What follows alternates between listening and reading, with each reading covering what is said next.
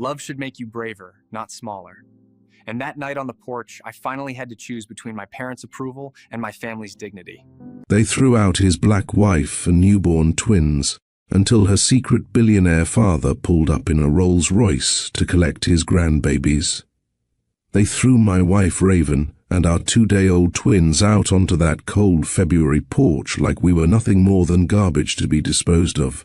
The hospital bracelet was still wrapped around Raven's wrist, her body shaking from the C-section pain as she held our babies against her chest, their cries cutting through the bitter night air while my parents stood in the doorway with faces carved from stone. Before I go any further, I need to thank every one of you who helped Mr. Steele Rich Stories pass 2,500 subscribers. Your support is what allows me to tell these raw, real stories about families torn apart by prejudice and brought together by unexpected love. Please share this video right now if you believe everyone deserves to hear stories about courage in the face of family betrayal, about choosing love over comfort, and about the surprising places salvation can come from when you're at your absolute lowest. Hit that like button if this opening already has you feeling something deep in your chest. Drop a comment if you've ever felt thrown away by the very people who were supposed to protect you. Subscribe to Mr. Steele Rich Stories and turn on those notifications, because these aren't just stories, they're lessons wrapped in real human experience. And I promise you've never heard anything quite like what I'm about to tell you. Have you ever felt like the people who raised you, who claimed to love you unconditionally, suddenly looked at you like you were a stranger? Have you ever had to choose between your parents' approval and the person who makes your heart feel whole? That's exactly where I stood that night, watching my mother Ida's lips curl with disgust as she looked at my wife and our newborn babies. "Take them and leave," Ida said, her voice sharp enough to cut glass. "Tonight, don't come back." My father Clint stood behind her, his silence more damning than any words could have been. These were the people who taught me about family values, who preached about Christian charity every Sunday, who claimed they wanted what was best for me. Yet here they were, casting out their own son because I'd married a woman they deemed unacceptable, because I'd created beautiful babies who didn't fit their narrow vision of what family should look like. Raven could barely stand. She'd had an emergency C-section just 48 hours earlier. The doctors had wanted to keep her another day, but she'd insisted on coming home because she thought, God, we both thought, that seeing their grandchildren would soften my parents' hearts. Instead, we'd walked into an ambush of cold rejection. I'll never forget the shame that burned through me as I helped Raven down those porch steps, each movement causing her to wince, our babies crying because they could sense their mother's pain. I'd brought her here. I'd convinced her that my parents would come around once they saw our children. I'd been so catastrophically wrong it physically hurt. But just when I thought we were completely alone in this world, when I was calculating how far we could drive before Raven needed serious rest, when the weight of having no home and 2 newborns was crushing my chest, that's when we heard it. The smooth purr of an engine that didn't belong in my parents' middle-class neighborhood. A sound that spoke of money, real money, the kind that changes everything it touches. A black Rolls-Royce glided up the driveway like it had been summoned from another world entirely. The door opened, and out stepped a tall man in a suit that probably cost more than my parents' mortgage. He moved with the confidence of someone who'd never had to ask permission for anything in his life. His eyes found Raven first, then the babies, then finally landed on me with an expression I couldn't quite read. "I came for my grandbabies," Maxwell Cross said, his voice carrying the authority of boardrooms and billion-dollar deals. "And my daughter." That's when everything I thought I knew about my wife, about her past, about why she'd been so reluctant to talk about her family, suddenly made sense. But to understand how we ended up on that porch with a billionaire grandfather appearing like some kind of guardian angel, you need to know how this all really started. My name is Talon Croswell, and I grew up in the kind of small Ohio town where everyone knows your business before you do. My parents owned a hardware store on Main Street, sponsored Little League teams, and hosted 4th of July barbecues that half the neighborhood attended. We were respectable people, good people, or at least that's what I believed for the first 26 years of my life. I never thought my parents were the type to care about superficial differences between people. They hired employees from all backgrounds at the store, nodded politely to all customers, even donated to various community causes when needs arose. But there's a difference between tolerance at a distance and acceptance up close, between being polite to strangers and welcoming someone into your bloodline who doesn't match your expectations. The day I met Raven Cross, none of that mattered yet. I was working my evening shift in campus maintenance at Riverside Community College, the kind of job nobody notices unless something's broken. Most nights I'd spend hours after classes ended fixing squeaky doors, replacing burnt-out lights, and patching up the small damages that accumulate when hundreds of students move through a building every day. It was a Thursday evening in September, around 8 o'clock, when I got a work order for the library's 3rd floor. Someone had reported a door that wouldn't close properly, constantly swinging and banging against its frame. I found the problem door in the back corner of the reference section behind a long table covered in accounting textbooks, highlighters and loose papers. A woman sat there alone, so focused on her studying that she didn't even look up when I approached with my toolbox. She'd built a fortress of books around herself, 3 coffee cups at various stages of empty scattered among the pages. Her concentration was absolute, the kind of focus that suggested education wasn't just a path for her but a lifeline. She held up one finger without looking at me, finished whatever calculation she was working on, then finally glanced up. Her eyes were striking, intelligent, carrying both determination and exhaustion in equal measure. "That door's been banging its head against that frame for 2 hours," she said. I was starting to relate to it. I laughed despite myself. "Sounds like you both need some help then. The door definitely does. I'm beyond help at this point." She gestured at the textbooks surrounding her. "Intermediate accounting waits for no one." I started working on the door, tightening the hinges and adjusting the frame. Accounting major, and working 2 jobs to pay for it, which is why I'm here at 8 o'clock on a Thursday night, instead of doing literally anything fun. She paused. "Not that I'm complaining. Education is a privilege. I'm just tired." Something about her honesty, the way she acknowledged both gratitude and struggle without making it dramatic, pulled at something in my chest. I finished with the door and tested it. Smooth, silent, perfect. "There you go. No more banging, thank you." She smiled genuinely. "I'm Raven, by the way. Raven Cross. Talon Croswell. That should have been the end of it. A brief encounter with a hard-working student in the library, but 3 days later I walked into the campus cafe during my lunch break, and there she was behind the counter, wearing a green apron and taking someone's order with the same focused intensity she'd had while studying.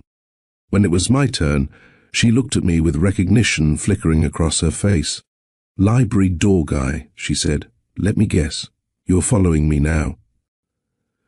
"I'm just trying to get a sandwich," I said, unable to stop the smile spreading across my face.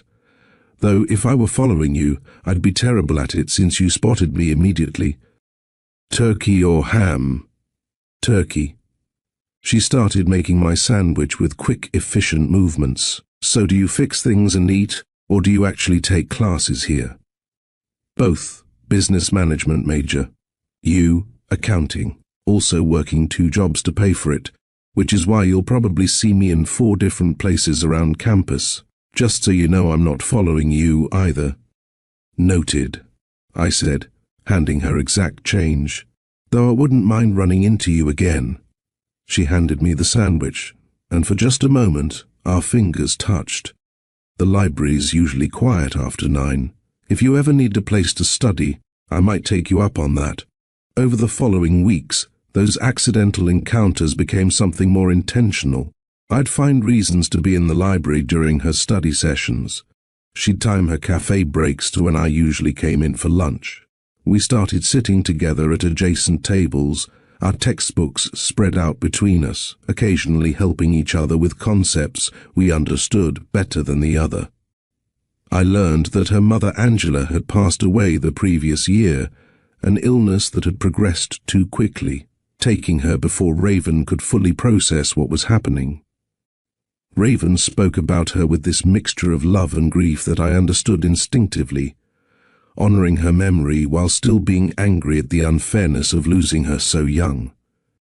She worked so hard to give me opportunities, Raven explained one evening when we ended up being the last 2 people in the library. Multiple jobs, night shifts, everything. She taught me that education was freedom, that knowledge was something nobody could take away from you once you had it. She sounds remarkable, I said quietly. She was, and she was alone in it. My father wasn't in the picture, never met him, never got his name, just knew he existed somewhere out there living his life without us. There was no self-pity in her voice, just a statement of fact. But I could hear the old wound underneath, the kind that scabs over but never fully heals. I told her about the hardware store, about going home every weekend to help my parents with inventory and repairs, even though I was trying to build a life beyond Millbrook. About how my father still treated me like I was 16, timing my breaks and questioning my choices. She learned that I had a secret love for old soul music, particularly the cheesy love songs from the 70s that my mother used to play while cooking Sunday dinners. That I felt like I was living inside a box someone else had built, following a script written before I was born. Do you ever feel like you're living a life someone else already chose for you? She asked one cold October night at the bus stop outside the science building. Rain fell in sheets, and the bus was running 40 minutes late, according to the app on my phone. The question hit me in the chest. Every single day, I admitted. My dad has my whole future mapped out. Take over the store, marry someone from town, have kids who'll eventually take over from me. Sometimes I feel like I'm supposed to be grateful for the certainty, but mostly it just feels suffocating. She nodded slowly, and in the glow of the streetlight, I saw something vulnerable cross her face. My mom loved someone once, Raven said quietly. A man from a completely different world than ours. His family didn't approve of her, thought she wasn't good enough for their standards, and eventually he convinced himself that leaving her was somehow protecting her. Like his love wasn't strong enough to stand up to what other people thought. What happened? She raised me alone, worked herself to exhaustion, trying to give me opportunities. And she taught me that love should never make you smaller. That if someone really loves you, they don't hide you or leave you, or let their family treat you like you're disposable. Raven turned to look at me directly then, and I felt the weight of some test I didn't fully understand. This man from another world, I said carefully. Where is he now? Somewhere comfortable, I assume. Living the life his family wanted for him. Building whatever empire they decided was more important than the woman who loved him and the daughter he never met. Her voice carried no self-pity, just a hard edge of fact. He never met you? Not even once? Not once. My mom said he wanted to, kept sending letters and money that she sent back. But she had this rule. You don't get to be a part-time parent when it's convenient. You're either all in or you're out. He chose out. Or his family chose for him, which amounts to the same thing. The bus finally appeared in the distance, its headlights cutting through the rain. If I ever fall in love, I heard myself saying, surprised by the fierceness in my own voice. I'm not letting my parents or anybody else run that person off. Love should make you braver, not smaller. Your mom was right about that. Raven studied my face for a long moment as the bus pulled up, something skeptical but hopeful flickering in her eyes. We'll see, she said quietly, stepping onto the bus ahead of me. I didn't know it then, but those two words were both a challenge and an invitation. A dare to prove that I was different from the man who'd abandoned her mother. Different from the expectations and prejudices that had shaped my upbringing. I spent the weeks after that bus stop conversation thinking about Raven's words, about bravery and love and the kind of man I wanted to be. But to understand why those conversations mattered so much, you need to know where I came from. I grew up in Millbrook, Ohio, population 3,847, where the most exciting thing that happened most weeks was when somebody's cow got loose on Route 40. My parents, Clint and Ida, owned Croswell Hardware on Main Street, right between Betty's Diner and the First Baptist Church. We weren't rich, but we were comfortable in that solid middle-class way that small-town business owners can be. Every Sunday morning meant church in our best clothes, my father's hand heavy on my shoulder as we walked through doors, where our family had sat in the same pew for 3 generations. Summer evenings brought neighborhood cookouts, where my mother's potato salad was always the first dish to empty out. Fall meant high school football games where everyone knew everyone's stats and family histories going back decades. Our neighbors borrowed tools from the shop without asking because that's just what you did in Millbrook. Mrs. Henderson would drop off casseroles when someone was sick. Mr. Wallace would plow driveways after snowstorms without expecting payment. On the surface, it looked like the kind of warm, tight-knit community that people write nostalgic songs about. And for a long time, I believed that's exactly what it was. A good place full of good people living good lives. The cracks in that belief started small, the way they always do when you're a kid trying to make sense of adult contradictions. Thanksgiving dinners at my Uncle Raymond's house always followed the same pattern. The men would gather in the living room after eating, loosening their belts and turning on whatever game was playing. And somewhere between the second and third beer, the comments would start. Complaints about welfare and handouts, jokes that made certain people the punchline without naming them directly, observations about who belonged in the neighborhood and who didn't. My father never made the comments himself, but he never stopped them either. He'd just sip his beer and watch the game like he hadn't heard anything. I remember when the Johnsons, a family from Cincinnati, rented the Patterson house 2 streets over from ours. I was 11 years old, and I watched the way conversations stopped at the hardware store when Mrs. Johnson came in looking for paint samples. The way smiles got tight and polite instead of genuine. The way my mother started locking our car doors even though we'd never locked them before in our lives. "Mom, why do we lock the doors now?" I asked one evening. "Just being careful, honey," she replied, her eyes fixed on the road. "That's just how the world is." That phrase became her answer to everything I questioned. Any time something felt wrong, any time I noticed the gap between what we said at church and how we actually lived. That's just how the world is. By the time I graduated high school, the script for my life had already been written by everyone except me. I'd work full-time at the hardware store, eventually take it over, when my father's back finally gave out, marry a nice local girl from a family everyone knew, and raise my kids in the same house I grew up in. The thought of that predictable path made me feel like I was suffocating under a blanket I couldn't quite pull off my face. "Are you thinking about college?" my guidance counselor asked during senior year. "Maybe community college," I said carefully, knowing my parents considered 4-year universities a waste of money for someone who already had a job waiting. My father's response was exactly what I expected. "College for what? So you can spend $40,000 to learn what I can teach you for free? The shop's doing fine, Talon. This family built something real here." "I know, Dad. I just want to learn some things first. Business management, maybe accounting. It could help the shop." I framed it that way because it was the only argument that might work.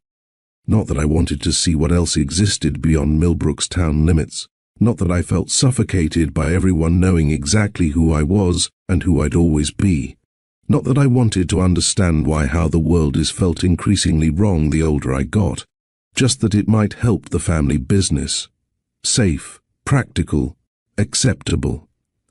He grudgingly agreed to community college in the city 30 miles away. That Thursday evening in the library wasn't just a random work assignment. It was the beginning of everything that would eventually lead to that porch, those babies, and that Rolls Royce. I'd been working campus maintenance for 3 months by then, taking evening shifts that paid slightly more and allowed me to attend morning classes. The work was simple but satisfying, fixing things that were broken, making spaces more functional, contributing in a tangible way. When the work order came through for a malfunctioning door on the library's 3rd floor, I grabbed my toolbox and headed up, expecting a quick 15-minute fix. The door was in the back corner of the reference section, in that quiet area where serious students camped out during exam weeks. The woman sitting at the table behind the broken door had built what I can only describe as a study fortress.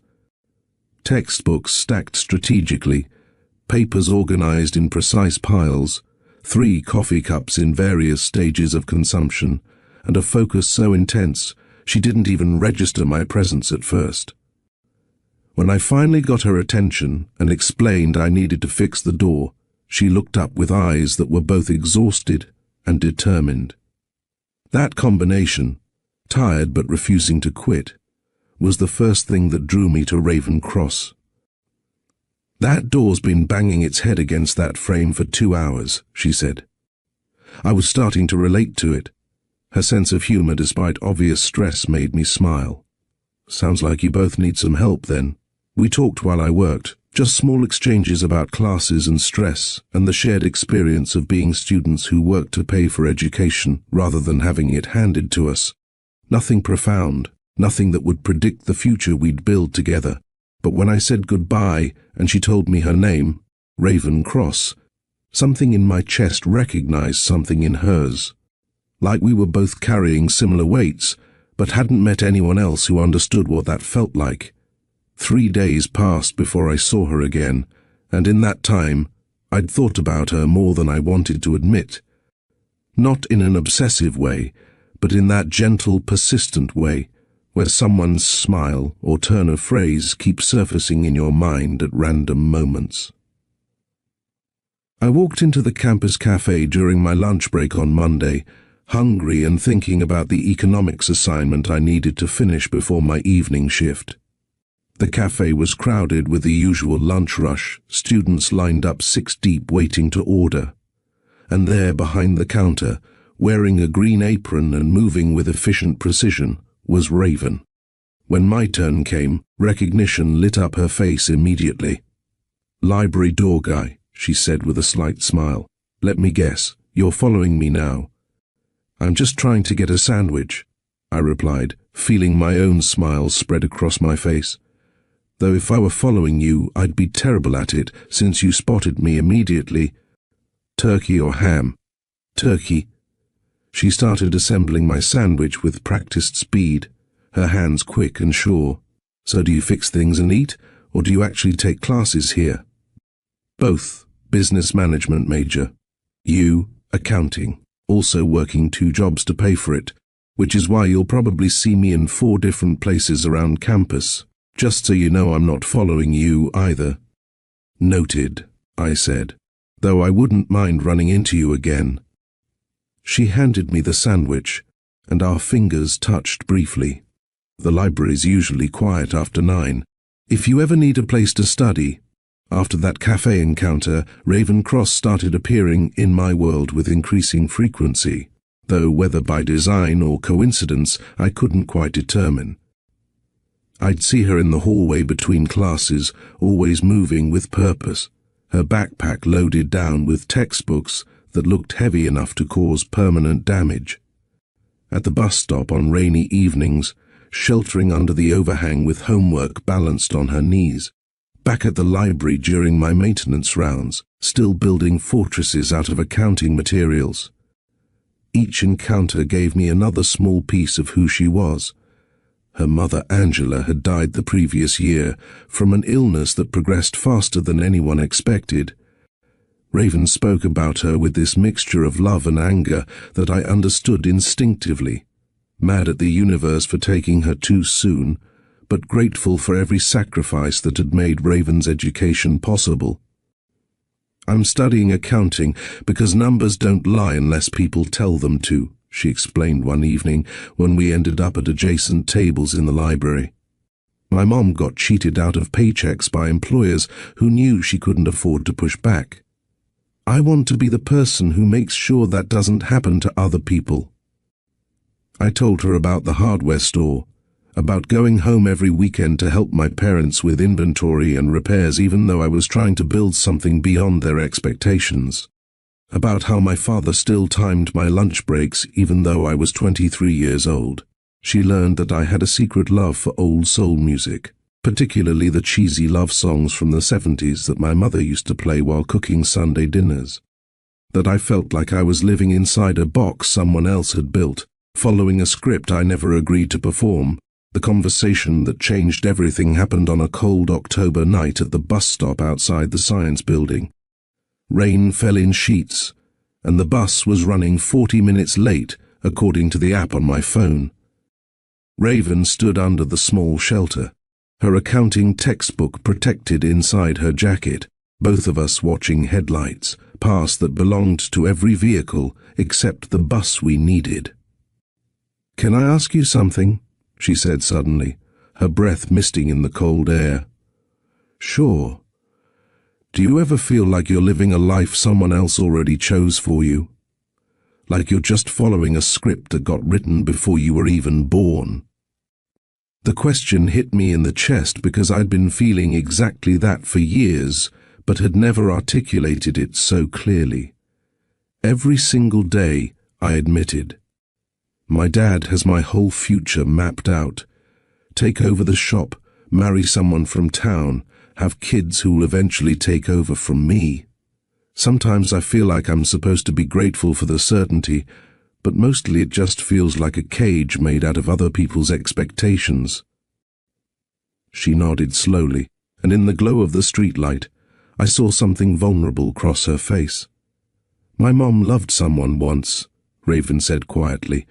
"A man from a completely different world than ours. His family didn't approve of her, thought she wasn't good enough for their standards, and eventually he convinced himself that leaving her was somehow protecting her. Like his love wasn't strong enough to stand up to what other people thought. What happened? She raised me alone, worked herself to exhaustion trying to give me opportunities, and she taught me that love should never make you smaller." Raven turned to look at me directly then, and I felt the weight of some test I didn't fully understand. "This man from another world," I said carefully. "Where is he now?"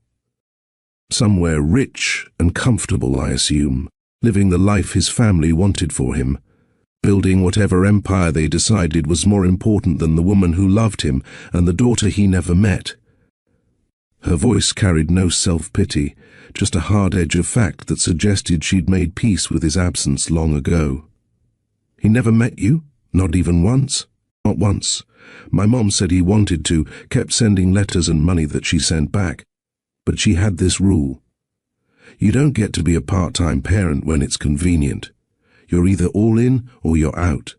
He chose out. Or his family chose for him, which amounts to the same thing. The bus finally appeared in the distance, its headlights cutting through the rain like deliverance from an uncomfortable conversation. "If I ever fall in love," I heard myself saying, surprised by the fierceness in my own voice, "I'm not letting my parents or anybody else run that person off. Love should make you braver, not smaller. Your mom was right about that." Raven studied my face for a long moment as the bus pulled up, something skeptical but hopeful flickering in her eyes, like she wanted to believe me but had learned through hard experience that words were easy and follow-through was rare. "We'll see," she said quietly, stepping onto the bus ahead of me. Those two words, "we'll see," were both a challenge and an invitation. A test I would eventually face on a cold porch with newborn babies crying and everything I'd ever known crumbling behind me. That bus stop conversation marked a turning point neither of us acknowledged out loud. Our accidental encounters became intentional meetings. Study sessions at the library stretched into shared meals at the cheap taco place across from campus.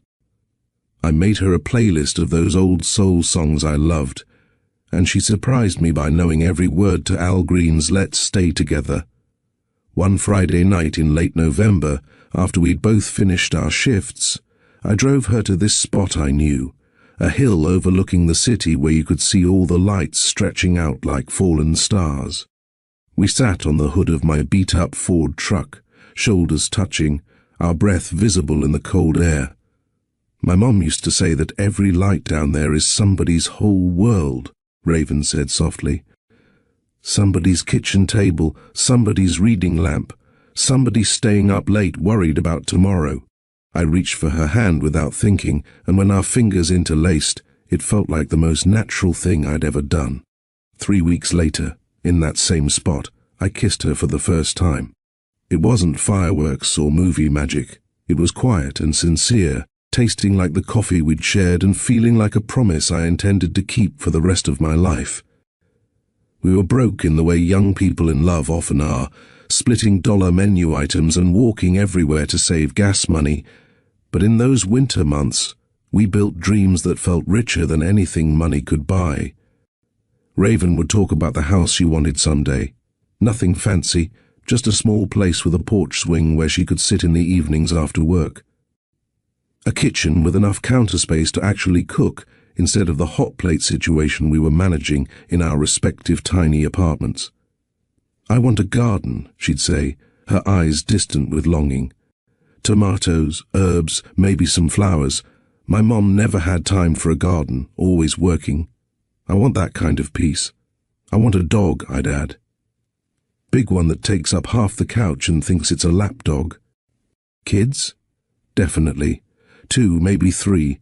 A family built on honesty instead of secrets, where our kids never have to guess if they're loved or wonder if they're good enough. She'd smile at that, squeezing my hand tighter. A family where love makes you braver, not smaller. We were dreaming in a cramped booth at a diner, surviving on hope and cheap coffee, but it felt like we were building something real. February brought a snowstorm that shut down campus for 3 days, and a moment that changed everything. Raven showed up at my apartment on a Tuesday evening, her face unreadable. She didn't say hello, didn't take off her coat. She just reached into her pocket and pulled out a white plastic stick with 2 pink lines in the result window. "I'm pregnant," she said, her voice shaking. "I took 3 tests. They're all positive." The world seemed to tilt sideways. I sat down on my second-hand couch, staring at those 2 pink lines that represented an entire human being we'd created. Fear hit me first. We were barely keeping ourselves afloat financially. Then awe, the reality that Raven was carrying our child. Then something fiercer than anything I'd felt before, an overwhelming need to protect both of them. "Okay," I said, standing up and taking her hands. "Okay. We're going to figure this out. Talon, we can barely afford rent. I'm still in school. You're working part-time. I know all that. But I also know I love you, and I'm not going anywhere. Whatever we need to do, we do it together. You're not alone in this, Raven. Not for 1 second. I started picking up extra shifts anywhere I could find them. Maintenance expanded my hours. I worked weekends at a gas station near campus. Every spare dollar went into an envelope I kept hidden in my sock drawer. 3 weeks after Raven told me about the pregnancy, I walked into Palmer's pawn shop on 4th Street. The man behind the counter had a grey beard and kind eyes that had probably seen 1,000 desperate people walk through his door. "Looking for something specific?" he asked. "An engagement ring. Something simple but real. I've got $240. He studied me for a moment, then pulled out a tray of rings from the case. "This one," he said, pointing to a simple silver band with a small diamond. "It's not fancy, but it's genuine. Somebody loved somebody with this ring once. Maybe it's got another love story in it. I bought it for $230. That night, in Raven's cramped studio apartment with its leaking faucet and rattling heater, I got down on one knee beside her futon. My hands were shaking as I pulled out the small velvet box the pawnshop owner had thrown in for free. Raven Cross. I know the timing is complicated and we don't have much, but I love you. Not because of the baby, but because you make me want to be braver than I've ever been. Will you marry me?" She was crying before I even finished the question. "Yes. We got married on a Thursday afternoon in March at the county courthouse. No big white dress, no tuxedo, no family members lining the pews. Just Raven in a blue dress she'd found at Goodwill for $12, me in the best shirt I owned, and a future we were betting everything on. The clerk who performed the ceremony was a middle-aged woman named Patricia, who mispronounced Croswell as Crosswell 3 times before I stopped correcting her. Our witnesses were 2 strangers we'd pulled from the hallway. A college student waiting for a traffic court appearance, and an older gentleman there for a permit application. "Do you, Talon Croswell, take this woman to be your lawfully wedded wife?" "I do, and do you, Raven Cross, take this man to be your lawfully wedded husband?" "Then by the power vested in me by the state of Ohio, I now pronounce you husband and wife." We kissed in that sterile government building with overhead lights humming, and despite the lack of flowers or music or celebration, the happiness was absolutely real.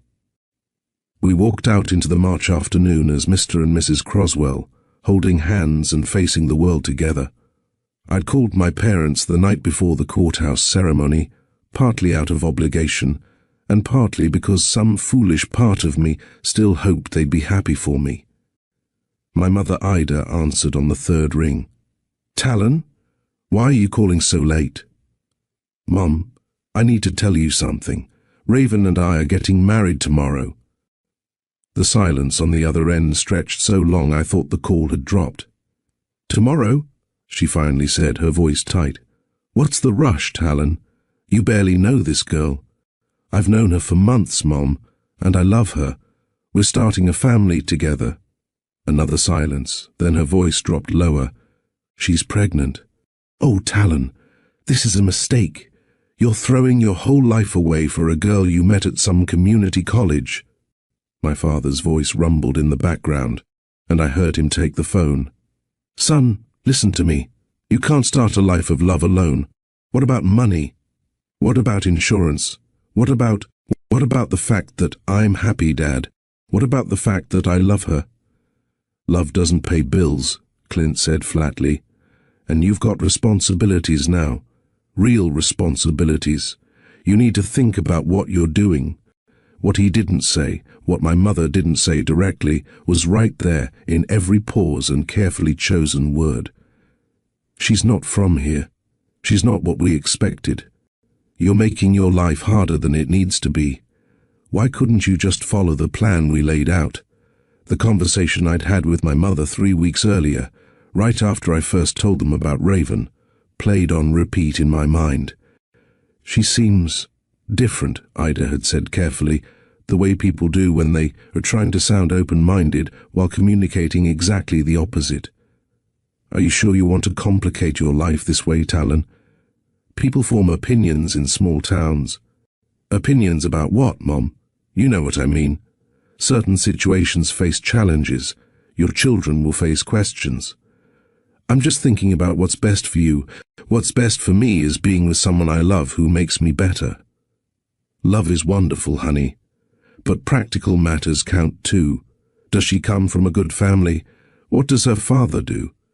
"Her father wasn't in the picture. Her mother passed away last year." I'd heard the judgment in my mother's silence, the assumptions forming. Single mother, absent father, working multiple jobs, all the coded language that really meant she doesn't fit our expectations, she doesn't belong in our world. I should have confronted it directly. Should have said, "Mom, what exactly are you objecting to here?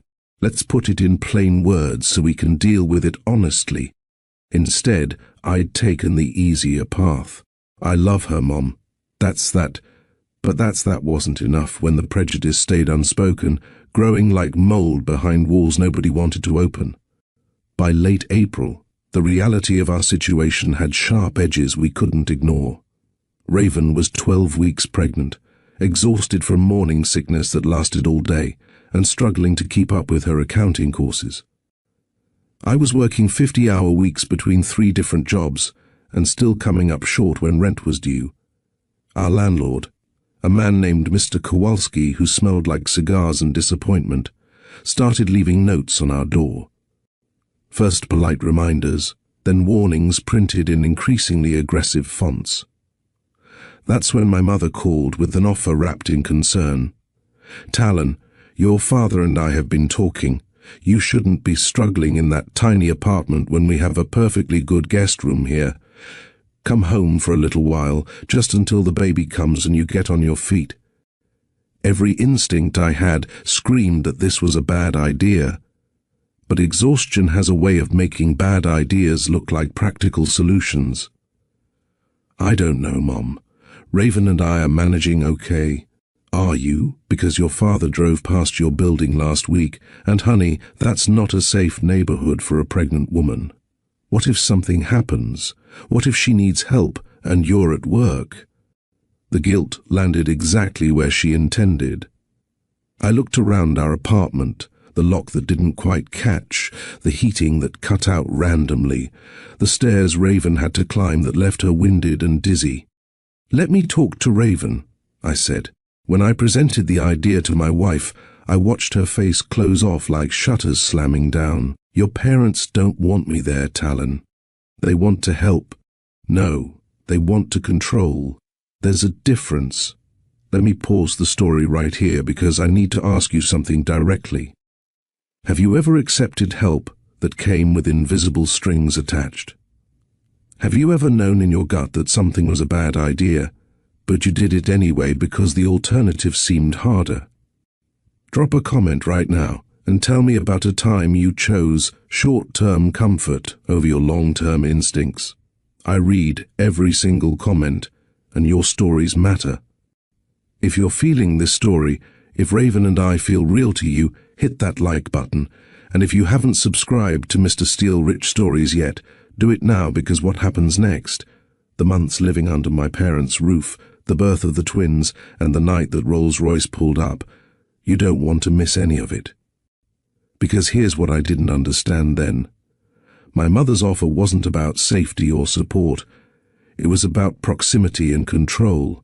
It was about having us close enough to constantly remind Raven that she didn't belong, close enough to whisper doubts in my ear about whether I'd made the right choice, close enough to drive a wedge between us when we were most vulnerable. But I didn't see that yet. I just saw a way to give Raven a safer place to carry our baby, a way to save money so we could eventually get our own place that wasn't falling apart. A way to prove to my parents that Raven was exactly who I knew her to be, strong, capable, worthy of love and respect. So I convinced her. I promised I'd protect her. I promised it would only be temporary.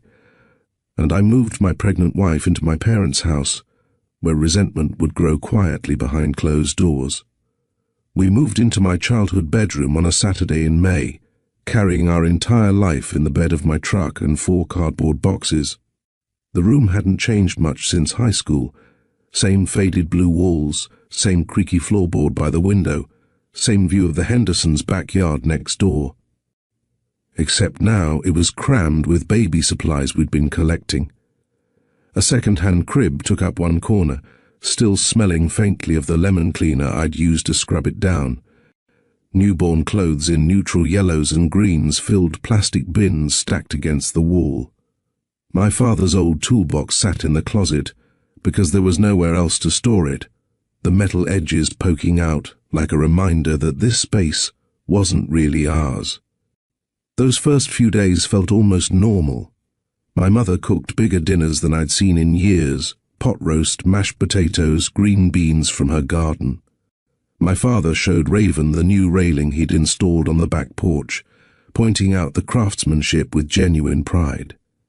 One evening, Raven helped my mother make peach cobbler, and when the filling boiled over in the oven, filling the kitchen with smoke, they both laughed until tears ran down their faces. For a moment, standing in the doorway watching them, I let myself believe this might actually work.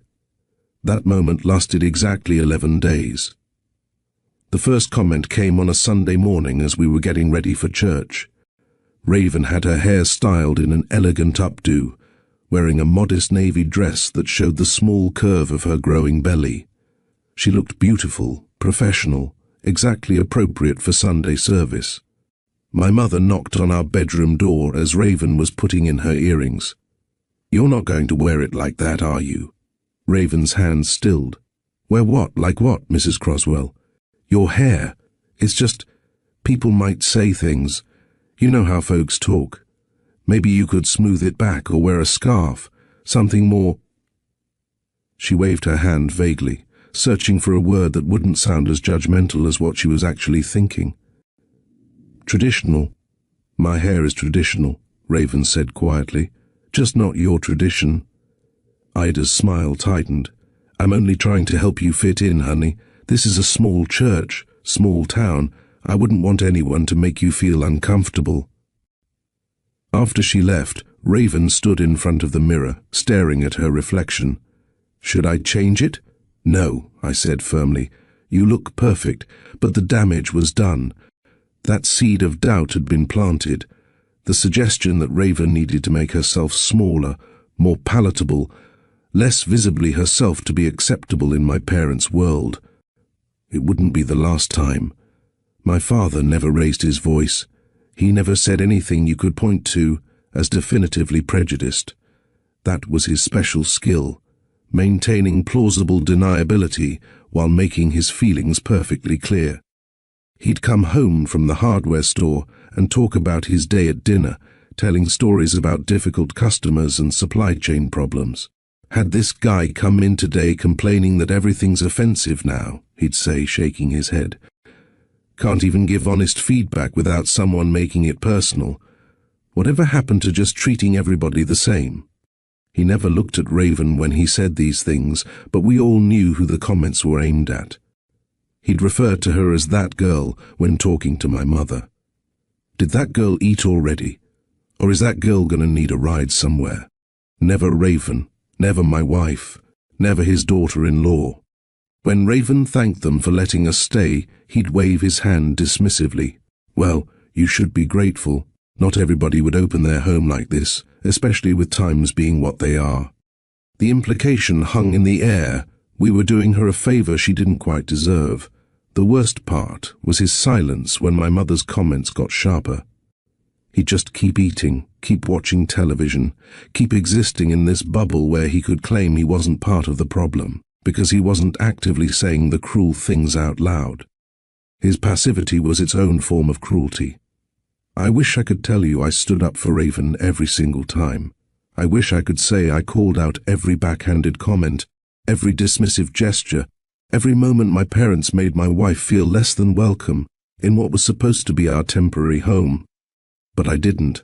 I told myself I'd say something later, when the moment was right, when we weren't so dependent on their help, when I could afford to risk the confrontation. After my mother's comment about Raven's hair, I waited until we were alone and said, "You know she didn't mean anything by it." Even as the words left my mouth, I knew they were a betrayal. When my father called her that girl at dinner, I stayed quiet and passed the salt.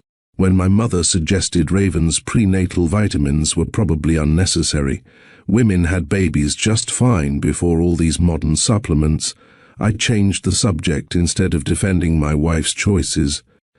I was living in this constant state of internal conflict, knowing I was letting small injustices slide because we needed the free rent, because I didn't want to start drama, because some cowardly part of me still wanted my parents' approval even as I watched them disrespect the woman I loved. Every silence was a choice. Every rationalization was a betrayal. And Raven noticed every single one. I'd catch Raven sitting on the edge of our bed in the middle of the day, just staring at the wall with her hands resting on her growing belly. The vibrant woman who'd challenged me in the library, who'd made me laugh at bus stops, who'd kissed me under city lights, she was fading into someone quieter, smaller, more careful. She moved through my parents' house like a guest who'd overstayed her welcome, always asking permission to use the kitchen, always cleaning up immediately after herself, erasing any evidence she'd been there, always dressing in the most conservative clothes she owned, as if she could somehow make herself acceptable through perfect behavior. "They resent me," she said one night as we lay in the dark. "They resent that I'm here, that I'm different from what they expected, that they don't know where I came from or who my father is. They look at me and see someone who trapped their son. That's not true. Talon, don't. Don't defend them when we both know what's happening." She was right, and my inability to fully acknowledge the truth was creating a distance between us that felt wider than the few inches separating us in that cramped bed. 3 weeks into living at my parents' house, on a night when sleep wouldn't come, and the weight of everything felt unbearable, Raven finally told me the truth she'd been carrying alone. "There's something I need to tell you about my father," she said into the darkness. I turned to face her, her profile barely visible in the moonlight filtering through the curtains. "His name is Maxwell Cross. He's not just absent, he's a billionaire. He owns Cross Industries, a conglomerate worth billions. Real estate, tech investments, manufacturing. My mother worked as a secretary at one of his smaller companies when they met. He was already married to someone his family had chosen, someone from the right background with the right connections." My breath caught. "Raven, they had an affair. She got pregnant with me. He wanted to leave his wife, wanted to start over with my mom, but his family threatened to disown him, to destroy her, to make sure she never worked anywhere again. So he made a choice. He stayed in his world, and my mom raised me alone in ours." She pulled an envelope from the nightstand drawer, hands shaking slightly. "He sent this 6 months ago, right before my mom died. His lawyer tracked me down. He wants to meet me. He's offering financial support, a relationship, everything he should have given me from the beginning." The letter inside was typed on expensive letterhead, offering an allowance that would have solved every financial problem we had. A trust fund, an inheritance, a father who suddenly wanted to claim the daughter he'd abandoned. "Why didn't you tell me?" I asked quietly. "Because I didn't want you to think I was keeping secrets, and I didn't want his money to be part of why you chose me," Raven said, tears sliding down her cheeks. "My whole life, I watched my mom struggle because she refused to take anything from a man who was too ashamed to claim us publicly. She had her pride, and she taught me that self-respect matters more than comfort. The hurt was there, that she'd carried this alone while we struggled to pay rent, while we moved into my parents' house out of desperation. But underneath the hurt was understanding. "I get it," I said, pulling her closer. "I get why you didn't tell me. And I don't care about the money, Raven. I care that you've been suffering out of pride when you didn't have to. It's not just pride. It's a principle. He doesn't get to be a father when it's convenient, when I'm grown and don't need him anymore. What if we do need him, though? What if staying here, dealing with my parents' disrespect, is worse than accepting help from yours?" She was quiet for a long time. I made myself a promise. I'd only reach out to Maxwell Cross if it became truly dangerous, if our baby was at risk, if we had absolutely no other choice. "Okay," I said. Then we agreed, only if it becomes life or death, lying there in the dark, holding my wife while she cried quietly against my chest. I understood something fundamental about secrets.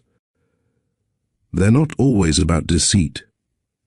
Sometimes they're about survival. Sometimes they're about protecting yourself from being reduced to your circumstances or your bloodline. Sometimes they're about refusing to let money or connection define your worth. Raven had spent her entire life watching people make assumptions about her because she was raised by a single mother, because she didn't have a father's name to legitimize her existence, because she had to work 3 times as hard for half as much. The secret of Maxwell Cross's billions wasn't about hiding wealth. It was about proving she could build a life without it. I made a resolution right then, holding her in that cramped bedroom that smelled like old wood and new baby clothes. I would be the safe place where her whole truth could exist, where she didn't have to hide or shrink or apologize for the complexity of who she was and where she came from. I would be better than my parents, better than her father, better than the version of myself who'd been choosing silence over courage. That resolution would be tested much sooner than I expected, and I would fail in ways that still haunt me.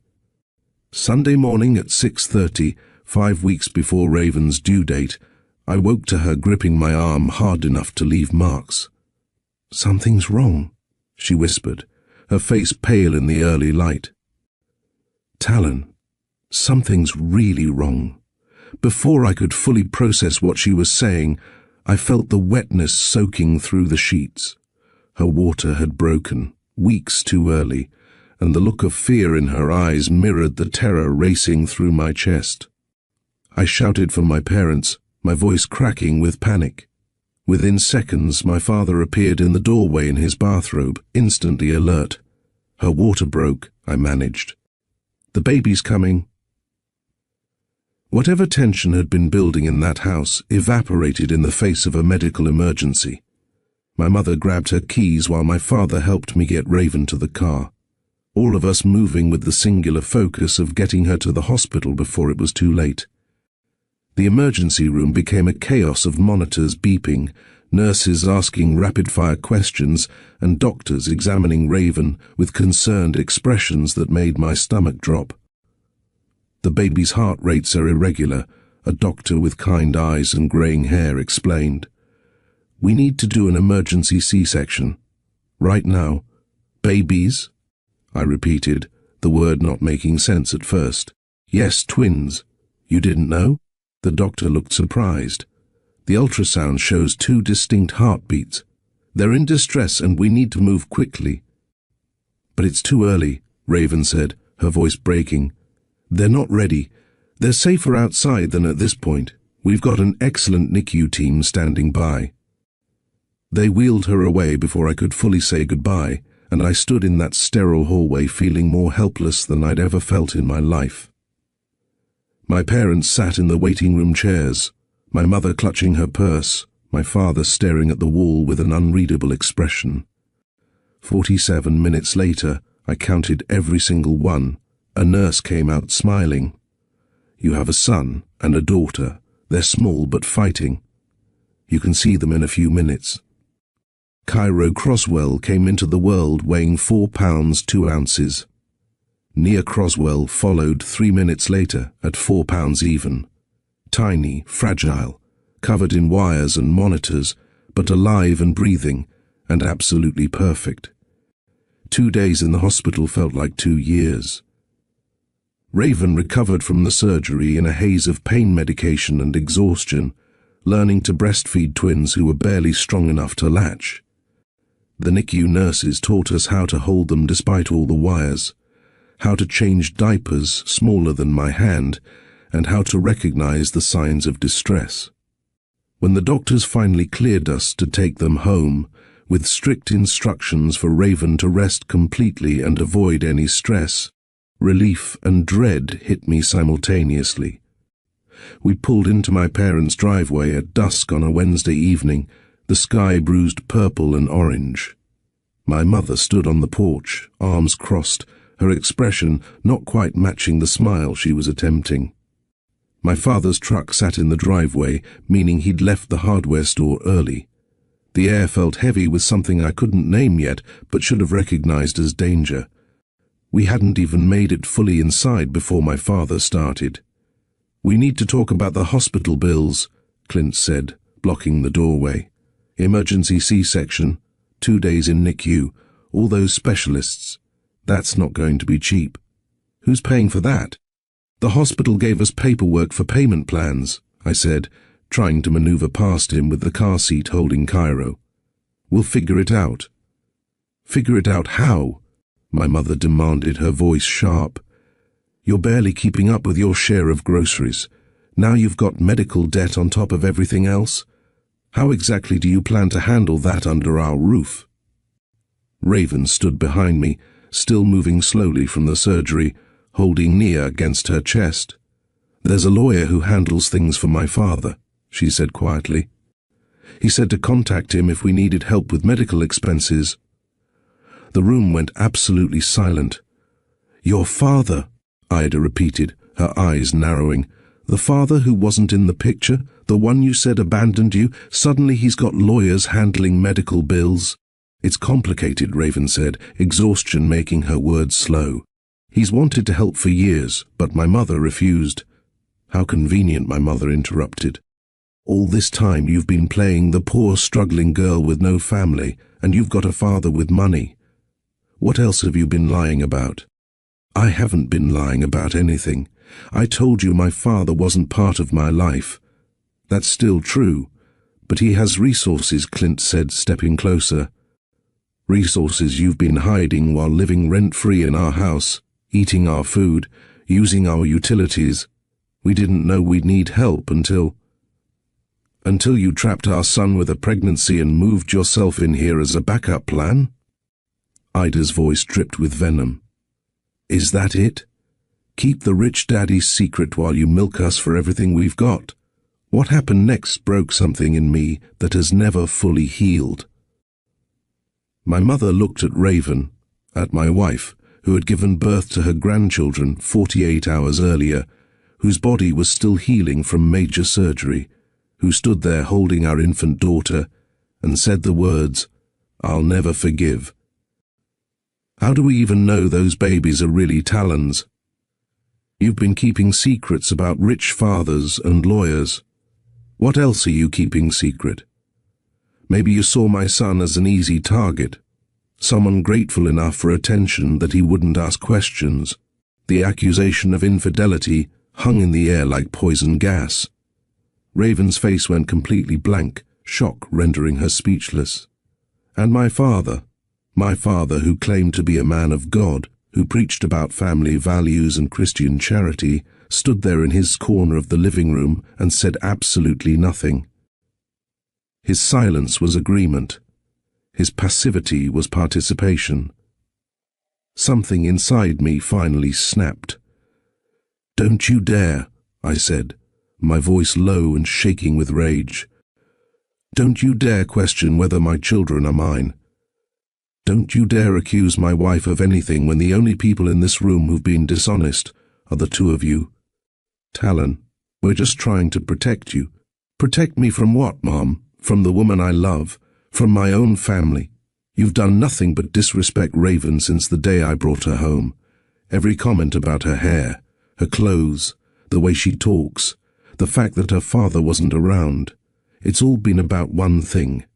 She's different from what you expected, and you can't stand it. That's not fair, Ida protested. It's completely fair. You're acting exactly like the rich family that rejected Raven's mother. The family that thought Angela Cross wasn't good enough because of her background. You're doing the same thing, just from a different tax bracket. You're ashamed that your grandchildren aren't what you pictured. Admit it. My father's continued silence was enough. My mother's face transformed into something I'd never seen before, pure cold rage mixed with self-righteous indignation. If that's what you think of us, she said, her voice like ice, then you need to leave. Take that girl and those babies and get out of my house. Tonight. Right now. Mom. I said get out, Talon. I will not be accused of prejudice in my own home by my own son. I will not have my generosity thrown back in my face. You made your choice when you married her. Now live with it somewhere else. I looked at my father, waiting for him to intervene, to be the voice of reason, to do something other than stand there like a statue. He turned away, walking toward the kitchen without a word. Raven touched my arm gently. "Let's just go," she whispered. "Please, let's just go." I moved through that house in a daze, throwing our belongings into the same duffel bags we'd brought just weeks earlier. Baby clothes, diapers, the few toys people had given us at a tiny shower Raven's co-workers had thrown. Everything we owned in the world fit into 2 bags and a diaper bag. Raven changed the twins into warmer sleepers with shaking hands, her face wet with silent tears. I could see her wincing with every movement, the C-section incision still so fresh that bending was agony. I carried our bags to the porch, then came back for Cairo's car seat while Raven followed slowly with Nia. The night air was cold for June, and I could hear both babies starting to fuss, sensing their mother's distress. The door locked behind us with a click that sounded like the end of everything I'd known. My childhood, my parents' love, the belief that family was supposed to be unconditional, all of it died in that single metallic sound. I need to stop right here and ask you something directly, because what happened on that porch is something I still wrestle with years later. Do you think I should ever forgive my parents for this? For throwing out a woman who just had surgery, for putting their own pride above the safety of their newborn grandchildren, for choosing judgment over love? Drop your honest opinion in the comments right now. Is blood thicker than respect? Does being family give someone the right to treat you terribly and still expect forgiveness? I genuinely want to know what you think. And if you believe no mother and no newborn babies should ever be thrown out like garbage, share this video right now. Share it so more people understand what happens when prejudice lives in the same house as unconditional love used to. Subscribe to Mr. Steele Rich Stories if you haven't already, because what happens next, when that Rolls-Royce pulls into the driveway, you absolutely cannot miss it. Hit that notification bell, so you're here for every second of what comes next. I stood on that porch holding Nia, her tiny body warm against my chest, her face scrunched up in the beginning stages of crying. Raven sat on the porch steps cradling Cairo, moving carefully because every position hurt her healing body. Our bags sat beside us like we were refugees, which in a way we were. I had $63 in my wallet, a quarter tank of gas, and absolutely no plan beyond getting my family somewhere safe and warm. That's when I heard it. The sound of an engine that didn't belong on this rural Ohio road. Smooth, expensive, purring like a satisfied cat. Headlights swept across the gravel driveway, and a vehicle emerged from the darkness that looked like it had driven straight out of another universe.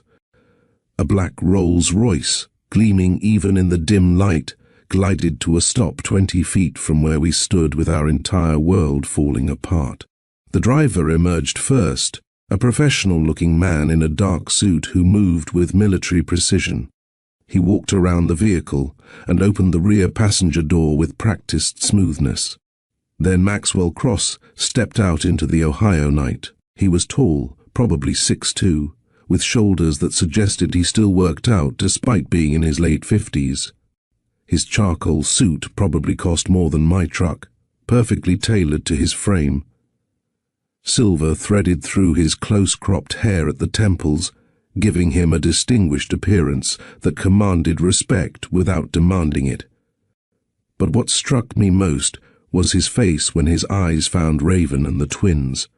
All that controlled corporate power softened instantly into something vulnerable and almost desperate. This wasn't a billionaire arriving at a business meeting. This was a father seeing his daughter and grandchildren for what I suspected was the first time in person. He moved toward us with purpose, his expensive shoes crunching on the gravel. "Daddy?" Raven's voice came out small and broken, barely more than a whisper. It was the first time I'd ever heard her call him that. In all our conversations about Maxwell Cross, she'd referred to him as my father, or that man, or Maxwell, never with the intimate simplicity of Daddy. Maxwell's stride faltered for half a step, and I saw his jaw tighten with emotion he was clearly fighting to control. His eyes swept over Raven, taking in details I knew he was cataloguing with horror. The hospital bracelet still on her wrist, the way she held herself carefully because every movement hurt, the exhaustion carved into her face, the two tiny infants we clutched against the cold. "I came for my grandbabies," he said, his voice resonant and steady despite the emotion underneath. "And for my daughter." He knelt on the gravel in his expensive suit, not caring about the dirt, and looked up at Raven with tears in his eyes. Maxwell's grief and guilt lasted only seconds before shifting into something else. Controlled urgency focused entirely on practical safety. "How long has it been since your surgery?" he asked Raven, his tone clinical. 2 days, she whispered, "and they have you standing on a porch in the cold. Are you insane?" The last question wasn't directed at Raven, but at the house behind us. He stood, immediately removing his suit jacket and draping it around her shoulders. "You should be in bed, elevated, with ice packs and pain medication." He turned to me, assessing me with sharp eyes. "You're Talon. Where's your car? What's your plan for tonight?" The honesty felt like failure. "My truck, and I don't have a plan yet. I was going to find a motel, but I need to make sure it's clean enough and—" "No," Maxwell interrupted firmly. "You're coming with me, all of you, right now. This isn't a debate." That's when the front door opened wider. My mother had been watching from the window, I realized. She stepped onto the porch, her eyes going from the Rolls-Royce to Maxwell's suit to his face, and I watched recognition dawn across her features. "Maxwell Cross," she said, her voice completely different from the cold rage she'd used 20 minutes earlier. "The Maxwell Cross? From Cross Industries?" She'd seen him on local news when his company opened a distribution center 2 counties over, seen his face on the business section when he donated to the new children's hospital. Now here he stood in her driveway, and suddenly everything about her demeanor shifted. "Sir, I think there's been a misunderstanding," she stammered, smoothing her hair. "This is just a family disagreement that got out of hand. I'm sure we can all go inside and—" My father appeared behind her, equally flustered, trying to smile. Maxwell's expression didn't change. He didn't return my mother's sudden warmth or acknowledge my father's attempt at friendliness. He just looked at them with the kind of cold assessment that probably made corporate executives sweat in boardrooms. "A family disagreement," he repeated slowly. "Is that what you call throwing a woman who had major surgery 48 hours ago out of your house? A woman holding premature newborns in the cold night air? That's your definition of a disagreement?" "Now hold on," my father started, his voice taking on that defensive edge. "We didn't throw anybody." I watched from down the road, Maxwell interrupted calmly. "I saw bags on the porch. I saw my daughter struggling to walk. I saw 2 infants who should be in a temperature-controlled environment being exposed to whatever elements you deemed appropriate for your righteous anger. So please don't insult my intelligence by pretending this was anything other than exactly what it looks like." Maxwell took a step closer to the porch, and despite being outnumbered, despite standing in their yard, he somehow made my parents look small. "I've spent 30 years in business," he said, his voice carrying the weight of experience. "I've dealt with people at every level of society, billionaires, executives, janitors, line workers, everyone in between. And you want to know what I've learned? How someone treats people who can't offer them anything in return tells you everything about their character." He gestured toward Raven. "When you thought my daughter had no family, no money, no powerful connections, you treated her like she was disposable. Now that you know who I am, I can see the calculations happening behind your eyes. Suddenly you want to talk things through. Suddenly it's all a misunderstanding." His voice hardened. "A last name or a bank balance shouldn't change basic human decency. The fact that it does for you tells me everything I need to know about who you are." Then Maxwell turned to me, and I braced myself for judgment I probably deserved. "Raven's told me about you. he said, his tone less harsh but still assessing. She said you work hard, that you stood by her when it would have been easier not to, that you're trying to be different from how you were raised. I nodded, my throat tight. I haven't been perfect, sir. I stayed quiet when I should have spoken up. I let things slide because we needed help, and I was afraid of making things worse. But you walked out with her tonight, Maxwell observed. When it came down to choosing between your parents' approval and your wife's safety, you chose her. I should have chosen her sooner. More clearly, I should have. Should-haves don't matter now, he interrupted. What matters is what you do next. My daughter needs a partner who will stand up when it's hard, not just when it's convenient. Can you be that? Yes, sir. Maxwell glanced back at the Rolls-Royce, then at Raven and the twins, then at me. Here's what's going to happen, he said with the calm authority of someone used to making decisions worth millions. Raven, my grandchildren are coming with me. That's not negotiable. They need proper medical support, rest, and safety. He paused, looking directly at me. You're welcome to come if you understand that from this moment forward, they come first.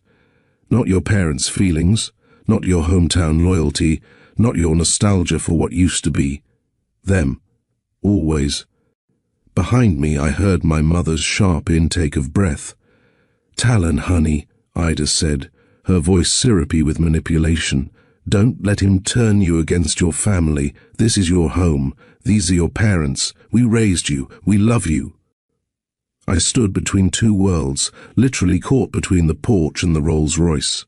I looked at my mother standing on that porch, at my father beside her with his hands in his pockets, at the house where I'd spent my entire childhood. Then I looked at Raven, barely able to stand, holding our daughter. Cairo is sleeping in my arms, completely dependent on me to protect him. In life we were trying to build against impossible odds. Home isn't a place, I said quietly, turning to face my parents fully. Home is where people protect you, not where they throw you out because you don't match their expectations. Talon.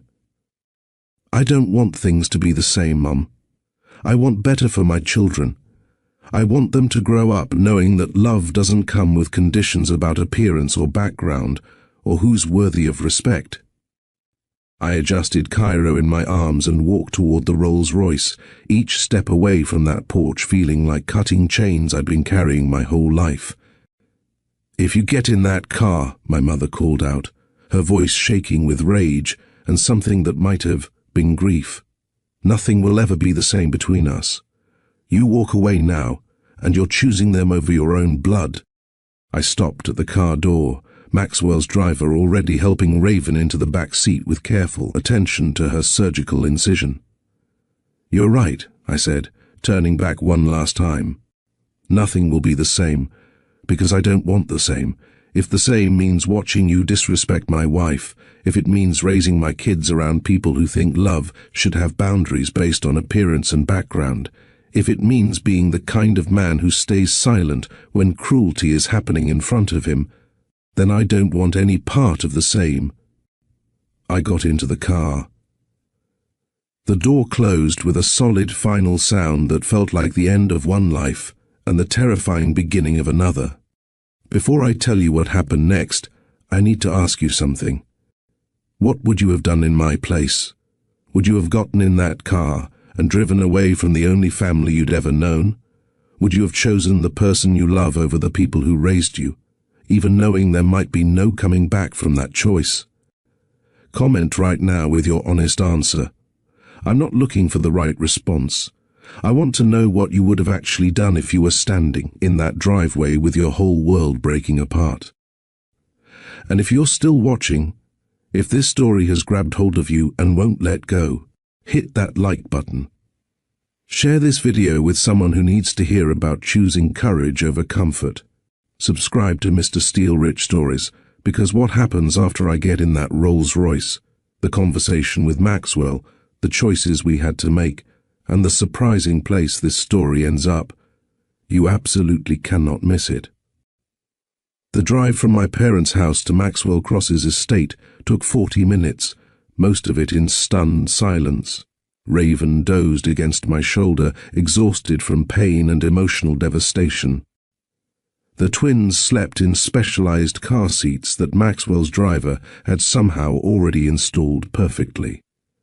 We turned off the main highway onto a private road lined with old oak trees, their branches forming a canopy overhead. The driveway stretched for what felt like half a mile before the house came into view. I'd expected something ostentatious, marble columns, gold fixtures, the kind of wealth that screams for attention.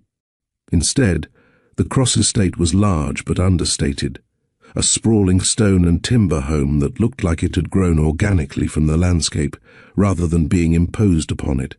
Carefully maintained gardens flanked the circular drive. Warm light glowed from tall windows. The car stopped at the front entrance, and staff appeared immediately, not servants in uniforms but professionals who greeted Maxwell with genuine warmth and respect. "This is my daughter Raven," Maxwell said simply, helping her from the car, "and my grandchildren Cairo and Nia, and this is Talon, my son-in-law. They'll be staying with us. Please make sure they have everything they need." No explanation, no apology for the late hour, just family coming home. A woman in her 50s with kind eyes and efficient movements stepped forward. "I am Ingrid Morales," she said, speaking directly to Raven. "I manage the household. Mr. Cross had me prepare the East Wing guest suite and the nursery next door. Let's get you settled so you can rest." Maxwell had been preparing for this. For months, apparently. Just in case Raven ever needed him. The guest suite was larger than the entire apartment Raven and I had shared, a king bed with what looked like hotel-quality linens, an attached bathroom with a soaking tub, through a connecting door, a fully equipped nursery with 2 cribs, a changing table, a rocking chair positioned near the window, and shelves stocked with diapers, wipes, and more baby supplies than I'd ever seen in one place. "Mr. Cross wanted to be ready," Ingrid explained quietly, noting my shocked expression. "He's been hoping for this moment since he learned about the pregnancy." Within an hour, a doctor arrived. Dr. Samuel Price, who Maxwell introduced as his personal physician and a friend. He examined Raven's incision with gentle competence, asked detailed questions about her pain levels, and adjusted her medication.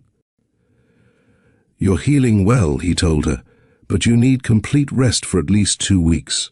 No stairs, no lifting anything heavier than the babies, and someone checking on you regularly."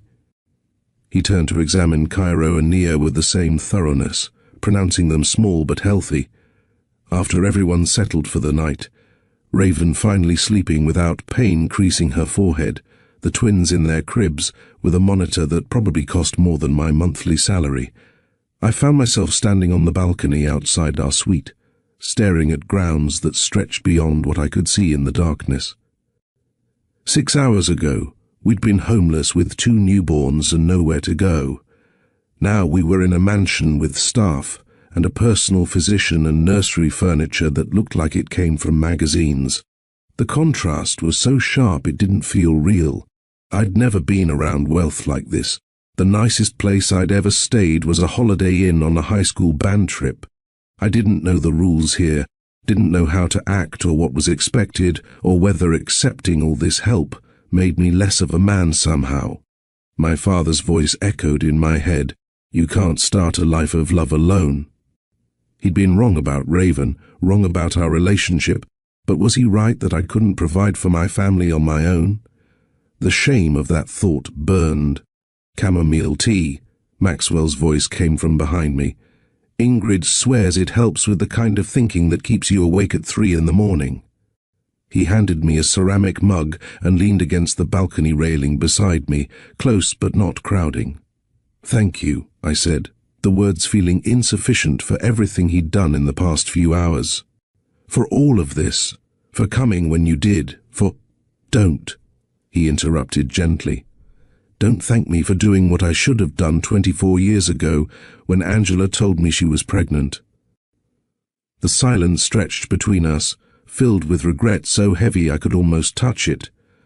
I was a coward, Maxwell continued, staring out at the darkness. My parents told me that marrying Angela would destroy everything they'd built, that our family reputation couldn't survive me choosing a secretary over the daughter of their business partner. They made it sound like protecting the family legacy was the noble choice. He laughed bitterly. I convinced myself that leaving Angela was protecting her too, that she'd be better off without the pressure and judgment my world would put on her, that loving her meant setting her free. But really, I said quietly, you were just protecting yourself from having to be uncomfortable. Maxwell turned to look at me, something like respect crossing his face. Yes, that's exactly what I was doing. And I missed everything. Her first steps, her first words, every birthday, every struggle. I built an empire but lost my daughter. Maxwell set down his tea and turned to face me directly. I'm not going to make the same mistake with my grandchildren, he said, which means I need to talk to you about something important. I braced myself, unsure what was coming.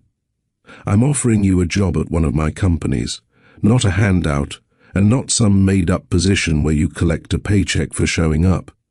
A real job with real expectations and real consequences if you don't perform. Sir, I don't have experience in.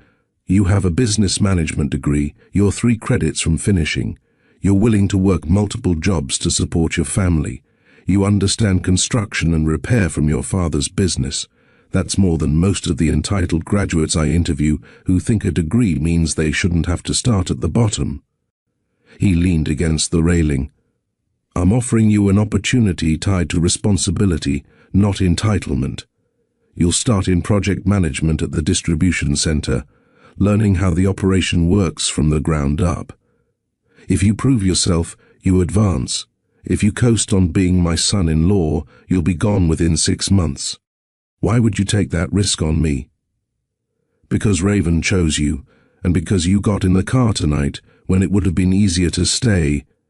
Maxwell's words hit something deep inside me.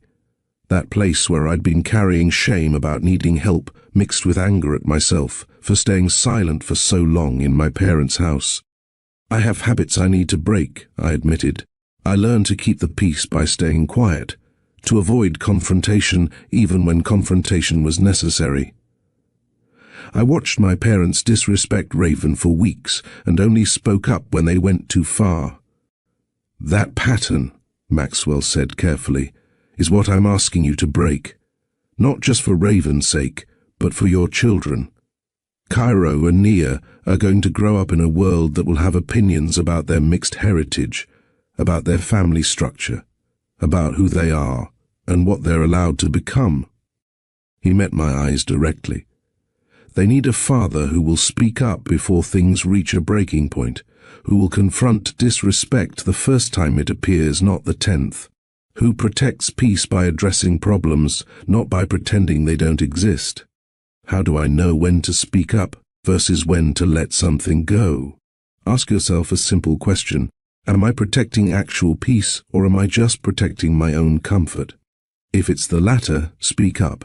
The clarity of that distinction settled something in my chest. Over the next few days, while Raven recovered, and the twins established their eating and sleeping patterns, I watched father and daughter begin the slow work of building something from nothing. It started with small conversations. Maxwell would sit in the nursery while Raven fed the babies, and they'd talk about safe things first: the weather, the twins' features, the quality of the hospital care she'd received. Then one afternoon, Maxwell brought out old photographs of Angela. "Your mother was the most alive person I've ever known," he said, his voice thick with emotion. She laughed with her whole body. She could find joy in a sunset or a good cup of coffee. She made everything feel possible. Raven's hands trembled as she looked at pictures of her mother, young and vibrant, before years of struggle had worn her down. You took that from her. You took her joy and her possibilities, and you left her to struggle alone. Maxwell didn't defend himself or make excuses. Yes, I did. and I will carry that guilt until the day I die. Your mother deserved better. You deserved better. I can't give you back what I took, Raven, but I can be present now if you'll allow it." "Why now?" she asked, tears streaming down her face. "Why was watching me struggle okay until I had babies? Why wasn't I enough on my own?" The answer to that question took days of conversation, tears, and brutal honesty. But slowly, carefully, trust began forming in the spaces where only hurt had existed before. I'd find Maxwell standing at the nursery door at odd hours, just watching Cairo and Nia sleep. His face would carry this expression of wonder mixed with grief, joy at what he had now, sorrow for everything he'd missed with Raven. One morning I walked in to find him holding Nia, singing softly in a language I didn't recognize. "My grandmother used to sing this to me," he explained quietly. "I wanted someone in this family to remember it." Raven began resting without the constant tension that had marked our time at my parents' house. She'd sleep for hours without jolting awake, worried about saying the wrong thing or being in the wrong place. Her body started healing properly because the stress wasn't fighting against the recovery. And I spent hours in that nursery, holding my children and making promises about the kind of father I'd be, the kind who spoke up, who protected, who chose courage over comfort every single time. 6 months passed like a deep breath I'd been holding finally released. Cairo and Nia grew stronger every day, their tiny, premature bodies filling out into healthy, alert babies who smiled at familiar faces and tracked movement with curious eyes. Cairo had my nose and Raven's expressive eyebrows. Nia had Raven's cheekbones and what Maxwell swore were his mother's eyes. Raven healed. Not just physically, though the C-section scar faded to a thin silver line, but emotionally. The constant tension she'd carried at my parents' house slowly unwound. She laughed more easily. She moved through Maxwell's home, our home now, without apologizing for taking up space. I started working at Cross Distribution Solutions in their project management training program. Entry level, just like Maxwell promised. I shadowed senior managers, learned logistics software, and worked overtime when shipments ran behind schedule. Nobody gave me special treatment because I'd married the boss's daughter. In fact, I think they held me to higher standards specifically because of that connection. My first performance review praised my work ethic, but noted I needed to be more assertive in meetings. "Stop waiting for permission to share good ideas," my supervisor wrote. It was the same lesson Maxwell had given me on the balcony, coming from a different angle. I was learning to find my voice. 4 months after that night on the porch, I sat down at the desk in our suite and wrote a letter to my parents. I revised it 7 times before getting it right. Firm but not cruel, clear but not closed off completely. "Dear Mom and Dad, I've spent these months thinking about the night you asked us to leave. I've worked through anger, hurt, and grief for the relationship I thought we had. You raised me to believe family was sacred, that loyalty mattered above everything. You taught me to work hard and keep my word. Those lessons shaped who I am, and I'm grateful for them. But what happened that night was wrong.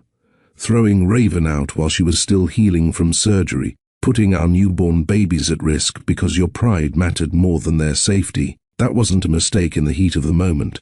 That was a choice that revealed what you value most. If you want a relationship with Cairo and Nia, these are the boundaries. You will treat Raven with respect. No more coded comments about her hair, her background, or her father. No more treating her like she's lucky we took her in. No more pretending your issues with her are about anything other than the fact that she's different from what you expected. Love without respect is not the environment my children will grow up in. Not anymore.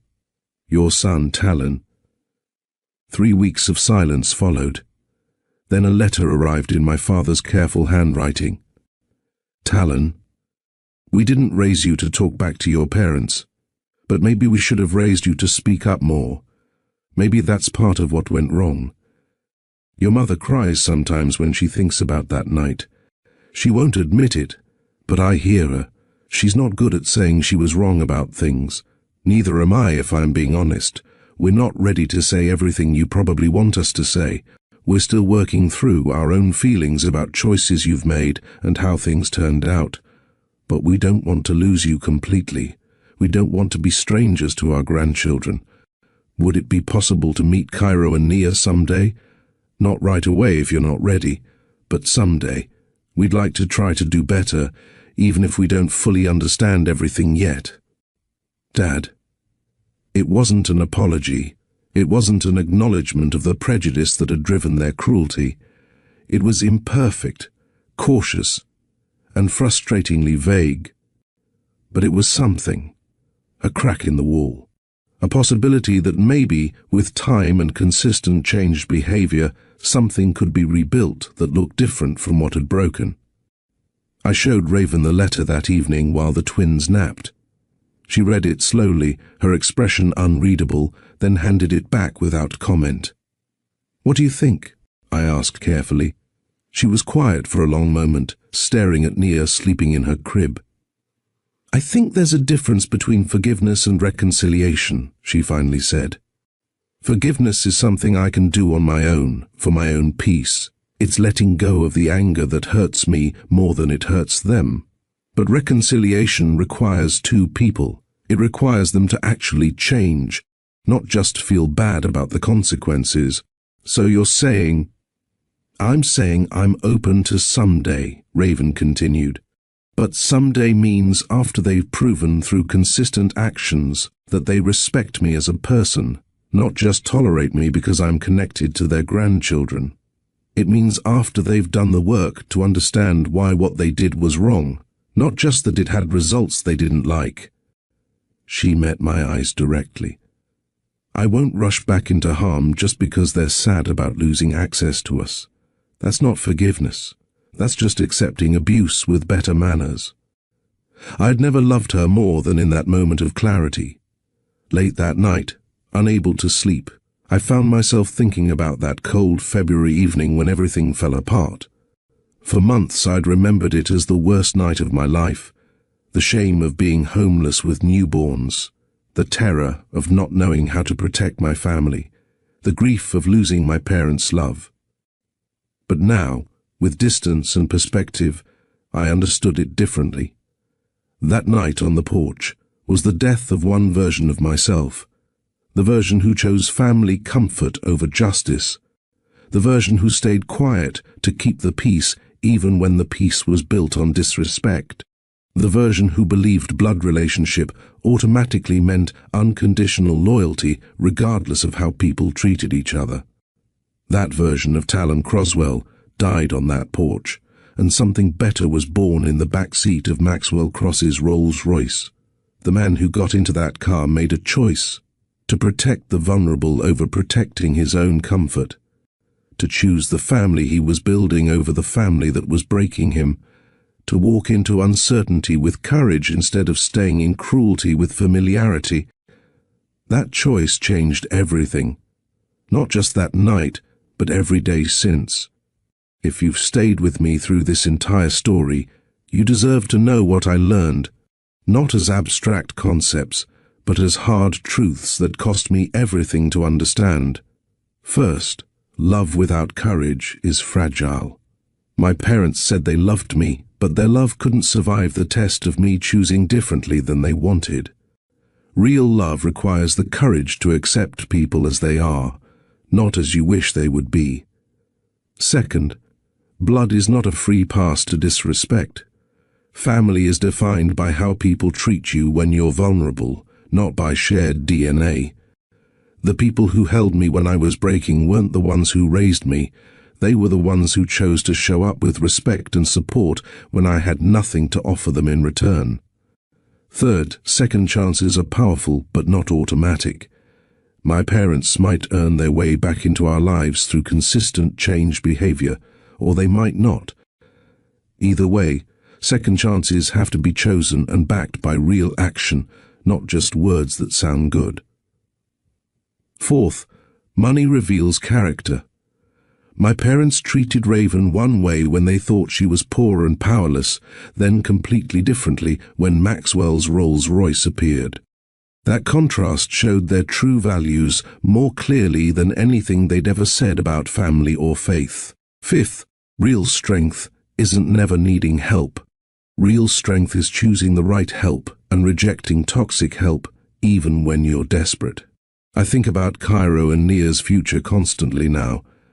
They're too young to remember that night on the porch, too young to understand the complexity of what happened between their parents and grandparents.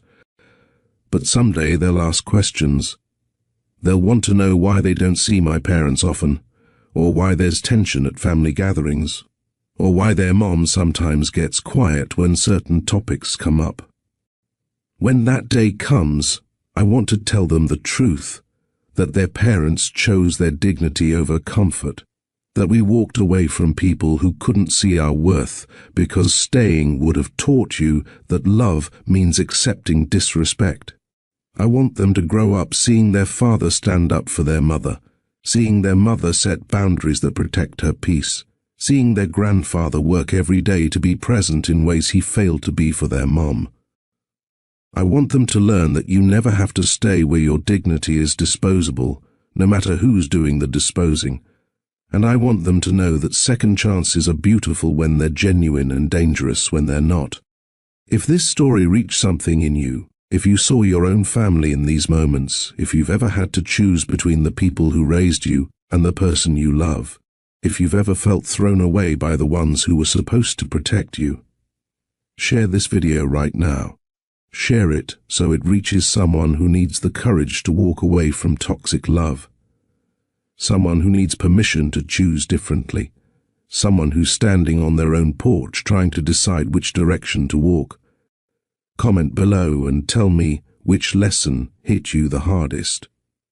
What part of this story made you feel seen or understood or less alone in your own struggle? Thank you for helping Mr. Steele Rich Stories pass 2,500 subscribers. Your support turns painful experiences into powerful lessons that can change lives. Hit that like button, subscribe if you haven't already, and turn on notifications so you don't miss the next story of real-life struggle, courage, and redemption. Because these stories matter. Your story matters, and together we're building something that helps people choose better, love braver, and live with the dignity everyone deserves. Thank you for listening. Thank you for caring. And thank you for being part of this community that believes people are worth more than the worst moments of their lives, and that second chances, when they're real, can heal generations of hurt.